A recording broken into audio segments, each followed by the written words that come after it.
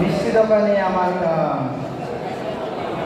মালিক এসে বলল, আব্রাহাম ডান হাতে বাঁ হাতে ডান কাঁধে বাঁ কাঁধে এবং ডান পা দিয়ে মিষ্টি বানাও। আমার নাম আব্রাহাম, মিষ্টি দোকানে আমার কাজ। মালিক এসে বলল, আব্রাহাম ডান হাতে বাঁ হাতে ডান কাঁধে বাঁ কাঁধে ডান পা ও বাঁ পা দিয়ে মিষ্টি বানাও।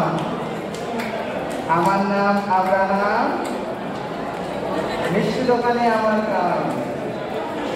মালিক এসে বলল, আব্রাহাম ডান হাতে বাঁ হাতে ডান কাঁধে বাঁ কাঁধে ডান পায়ে বাঁ পায়ে ও কোমর দিয়ে মিষ্টি বানাও। আপনার জন্য